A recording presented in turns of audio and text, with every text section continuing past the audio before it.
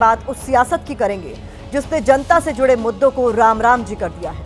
मतलब देश की राजनीति असल मुद्दों को छोड़कर ऐसी चर्चा में उलझी है जिससे आपका, हमारा और देश की जनता का कोई सरोकार नहीं है। देश की संसद और सियासी गलियारों में नए ग्रामीण रोजगार गारंटी बिल जीराम जी पर बहस छिड़ी हुई है। महात्मा गांधी का अपमान और जय श्री राम की गूंज सुनाई पड़ रही है। नेशनल हेराल्ड केस में गांधी परिवार को राहत पर सियासी तलवारें खिंची हुई हैं। गैंग्स ऑफ गांधीनगर और इटली के डकैत जैसी बेसिर पैर की बातें हो रही हैं। आप ही बताइए कि क्या इस बहस और सियासत से देश के आम आदमी का कोई भी भला होगा?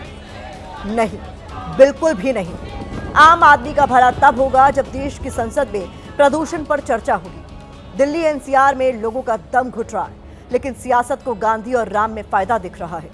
प्रदूषण पर सब चुप्पी साध कर जहरीली सांस ले रहे हैं, लेकिन बोल कोई कुछ नहीं रहा। वहीं भारतीय मुद्रा रुपए की कीमत $1 के मुकाबले रिकॉर्ड 91 के स्तर पर चली गई है। कहीं कोई बयान या शोर नहीं है। अगर आप विदेश से कोई सामान मंगवा रहे हैं या विदेश यात्रा पर जाने वाले हैं, आपको तब रुपए की इस गिरावट का असली मतलब समझ में आएगा, क्योंकि आपको $1 के मुकाबले 91 रुपए चुकाने होंगे। लेकिन फिर भी इस पर कोई बात नहीं कर रहा। सियासत में रुपए की गिरावट पर एकदम सन्नाटा है। इसीलिए हम कह रहे हैं कि देश की सियासत ने असल मुद्दों को राम राम जी कर दिया है। देश की सियासत में आम आदमी के मुद्दों की कोई जगह नहीं बची है। सिर्फ और सिर्फ जनता को जरूरी मुद्दों से भटकाने की कोशिश हो रही है। हम और आप ही इसका खामियाजा भुगत रहे हैं। कैसे?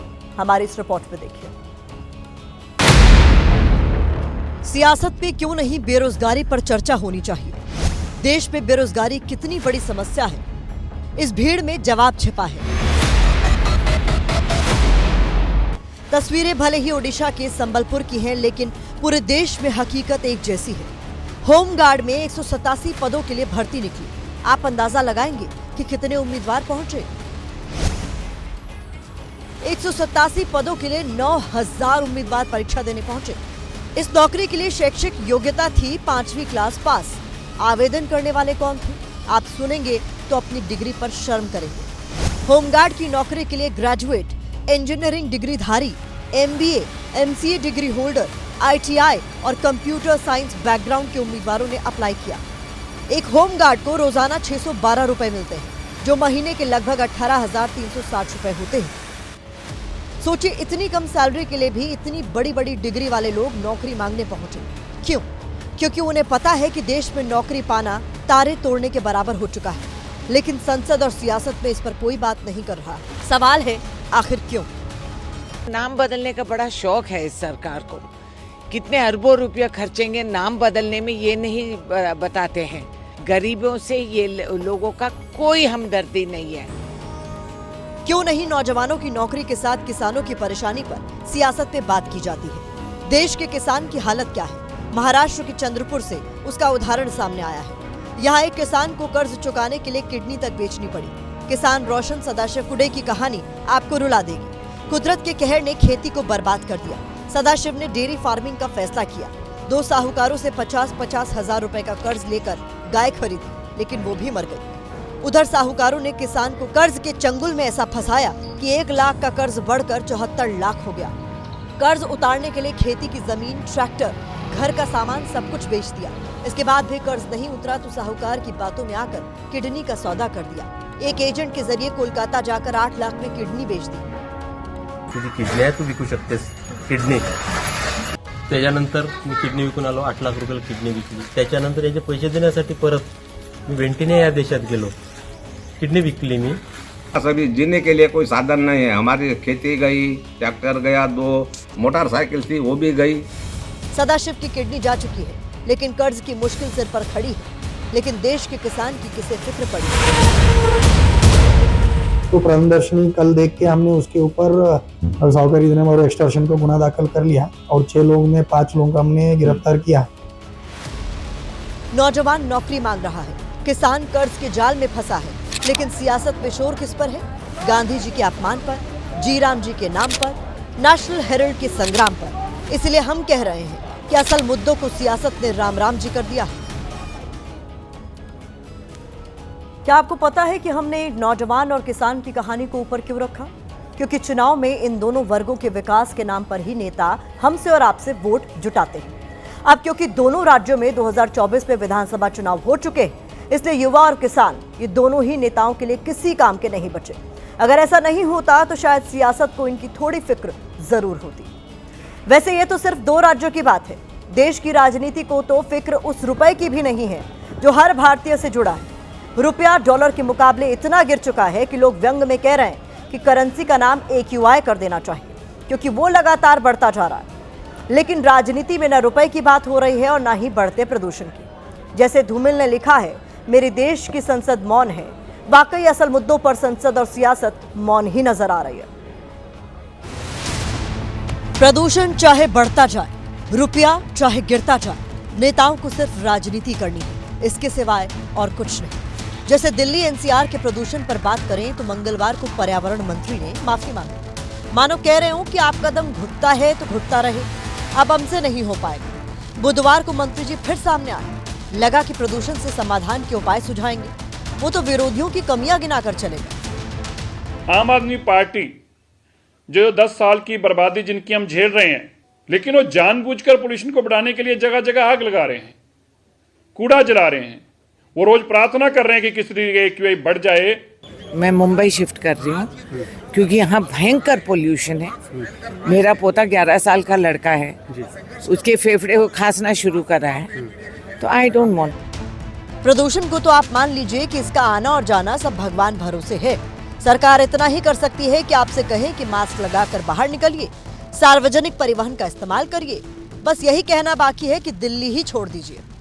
चलिए, प्रदूषण पर सरकार की बेबसी हम समझ भी लें, लेकिन गिरते रुपए के बारे में क्या कहें। रुपए की कीमत $1 के मुकाबले 91 हो चुकी है, फिर भी किसी को कोई टेंशन नहीं हो रही। विपक्ष गिरते रुपए पर आवाज उठाने की कोशिश जरूर कर रहा है, लेकिन उसको भी अनसुना किया जा रहा है।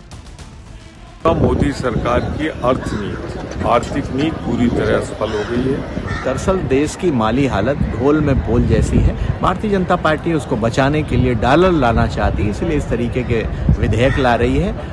91 रुपीज क्रॉस कर गया, बहुत ही खराब हालत है। हमारा इंपोर्ट और भी कॉस्टली हो जाएगा। क्या बढ़ता प्रदूषण और गिरता रुपया सियासत के लिए जरूरी मुद्दा नहीं है? लगता तो यही है। रुपया 91 रुपये प्रति डॉलर के जो विनिमय दर है वहां पर पहुंच गया है। वो सिर्फ एक नंबर नहीं है, उसके मायने बहुत बड़े हैं, क्योंकि मुद्रा का कमजोर होना कोई अच्छा संकेत अर्थव्यवस्था के लिए नहीं है। तो सियासत बेवजह के मुद्दों में उलझी रहती है और देश की जनता को उलझाती रहती है। अंजाम ये होता है कि हम और आप इसकी कीमत चुकाते रहते हैं। आज हम इस विषय पर विश्लेषण इसलिए कर रहे हैं क्योंकि मध्य प्रदेश के सतना से भी ऐसी ही कहानी सामने आई है। यहाँ का हेल्थ सिस्टम सवालों के घेरे में है। हेल्थ सिस्टम ऐसा मुद्दा है जिस पर सियासत पे चर्चा होनी चाहिए, लेकिन नेता इस पर चर्चा नहीं कर रहे, बल्कि सवालों से भागते फिर रहे हैं। जांच से पहले कुछ भी कहना जांच को प्रभावित करना, आपने समझ लिया था। बस देश में भी यही हो रहा है। हमारे नेता गैर जरूरी मुद्दों पर शोर मचाते हैं और जब उनसे जनता से जुड़े मुद्दों पर सवाल पूछे जाते हैं तो वो भाग जाते हैं, जैसा मध्य प्रदेश के स्वास्थ्य राज्य मंत्री कर रहे हैं। मंत्री जी से मीडिया ने सतना में 5 बच्चों को HIV पॉजिटिव ब्लड चढ़ाने के मामले में सवाल पूछा था। पहले वही जांच वाला रटा रटाया जवाब मिला और ज्यादा सवाल हुए तो मंत्री जी भाग खड़े हुए। जांच के बाद ही कुछ कह पाएंगे, जांच से पहले जांच को प्रभावित नहीं करेंगे। जांच से पहले कुछ भी कहना जांच को प्रभावित करना, आपने समझ लिया था। मध्य प्रदेश के हेल्थ सिस्टम की हालत देखिए। यहाँ थैलेसीमिया पीड़ित बच्चों को HIV पॉजिटिव ब्लड चढ़ा दिया गया। ये बच्चे सतना के सरकारी अस्पताल में जीवन दान के लिए आए थे। अब अस्पताल की जानलेवा लापरवाही से उनकी जिंदगी ही खतरे में पड़ गई है। ये मामला सीधे बिना लाग लपेट के मैं आपको कहूँ तो 307 का प्रकरण है, हत्या के प्रयास करने का। और क्योंकि जिला अस्पताल है तो इसमें CMHO और जो हमारे डिप्टी CM स्वास्थ्य मंत्री है, इन सबके नाम प्रकरण दर्ज होना चाहिए। सतना की 4 थैलीसीमिया से पीड़ित बच्चों को HIV संक्रमित ब्लड चढ़ा दिया गया, जिसके बाद अब उनकी जान खतरे में है। इस पूरे मामले में राजनीति भी हो रही है। सरकार जांच का हवाला देकर बच के निकलने की कोशिश कर रही है तो विपक्ष इसे हत्या का मामला बता रहा है। हवा, पानी, प्रदूषण, हेल्थ, ये वो बुनियादी मुद्दे हैं जो हर नागरिक का अधिकार है। लेकिन सियासत में इस पर कभी कोई बात नहीं होती। इसलिए हमने कहा है कि असल मुद्दों को सियासत ने राम राम जी कर दिया है।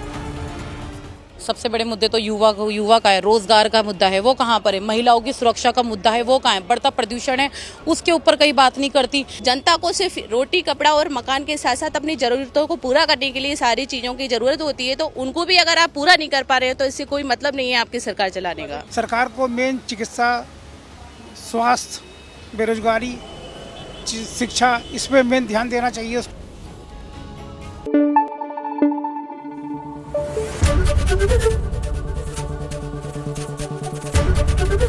एबीपी न्यूज आपको रखे आगे।